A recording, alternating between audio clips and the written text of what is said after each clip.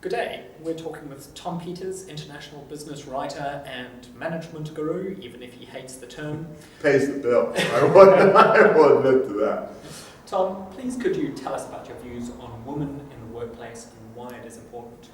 A lot of people go at the issue, as well they should, on the basis of social justice or social equality, and that's fine. I do it myself, but I do it in my spare time. I don't do it in conversations like this. And I'll take you back a couple minutes in a minute, but my whole bias on this thing from the beginning, in order to talk to chief executive officers, de facto like you, was let's do it from the market perspective. And I've said, in my speeches many times, if you do it for reasons of social justice, God bless you, and if you're religious, I hope you go to heaven. But I'm telling you, do it for greed. And the bottom line is women buy everything. And they do in Saudi Arabia, where women aren't even allowed to drive, and they do it in New Zealand and the United States. And in our case, and I won't use the word ahead, which really kind of interests me, women haven't made it to the top, as they haven't appropriately here, but they made it to middle management. And one of our statistics, which to me is mind-blowing, is over 50% of our purchasing officers are women, which means that not only are you going to choose the location of the vacation, but it's also going to be your name on the request for proposal on the $1 billion 10-year ISIT contract. And so it really is de facto everything. And this all started for me on I don't believe in epiphanies, but this was an epiphany. I had a training company, and the president of the training company was a woman. I got serious points. I promoted her while she was on maternity leave. But at any rate, she said, it's time that you grew up and learned about women. And so she pulled together this group in Boston of women CEOs, and the first woman who ever drove in the Indianapolis 500 and so on.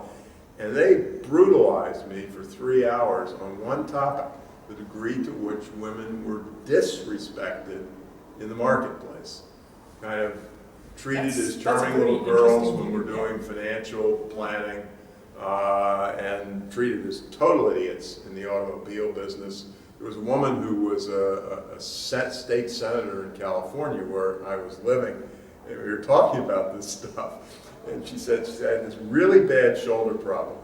And I went in to see a doc, and to keep me in balance, my husband came with me, and she said 10 minutes into the discussion, he hadn't even looked at me, and that's common as dirt. So at any rate, I go at it that way. Then I go to point number 2, which is in terms of design, and I've gotten a lot of people angry when I've said men can't design products or services for women. Problem is, I mostly believe it.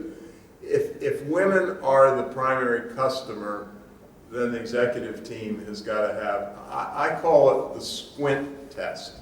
And this could include, in our case, African Americans, Hispanics, which are our biggest growing group. I said I should be able to look at a picture of the executive committee, and I'm not counting because I'm not into quotas, but when I squint, it kind of ought to look like the market I'm trying to serve. Yes. And one of our big grocery companies went heavily on Hispanics in California because it's a huge and growing share of the population, and there weren't any Hispanics on the team, so it's, to me, it's simple logic, and the logic is the leadership team ought to look like the market.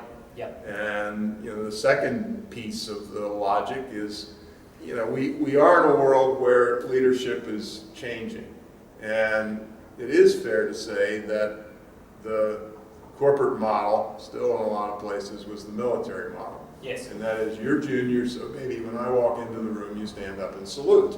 Well, now we live in a world where many of the middle managers have gone. You're on a 25-person product development team. It's doing 80% of its work over the internet, and the 25-person team includes people from 2 continents, 9 countries, and so on, and you don't give orders anymore.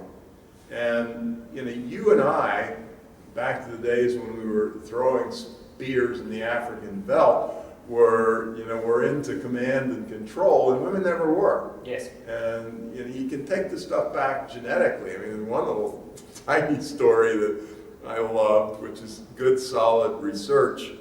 By the end of your third day on Earth, if you and an identical twin sister were born, she's making 3 times more eye contact than you are. To me, that's she's into relationships. You're doing whatever the hell you and I were doing at age 3 days. So I think it's a horribly wasted talent pool.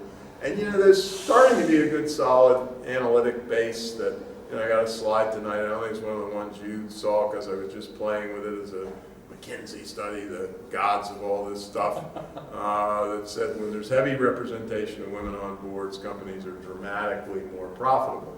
There's a little bit of a catch-22 because companies that have a lot of women on boards are probably doing a lot of things right. Yes. But fundamentally, you can demonstrate. There were on some list, I think it was one of ours, but it was totally international, of 100 most powerful women. Whatever the share of corporate women was, maybe 25 or something like that, their companies were performing better than their male counterparts. Yes. So it's not a slam dunk, as we would say. Perhaps a leading but indicator. it's a leading indicator. It says, for God's sakes, wake up and smell the roses. And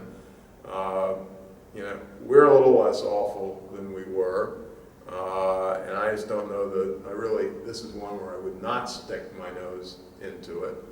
Not that many women presenting today, but that's just a smart aleck remark with a hell of it. Well, I think we're in a unique position, or perhaps not a unique position, where I think we don't have that representation, but we have an awareness that that representation needs to be improved. Yeah. And it's built on the grounds of social justice at the moment, but I think increasingly... We did that. We had a firm, first of all, our record ain't that good, but we did it via affirmative action for a long period of time, and I buy that act 100%. Yes. And that's kind of now disappeared, and I buy that act pretty much 100%, even though we aren't where we ought to be. Tom, thank you very much for your time. We do appreciate it.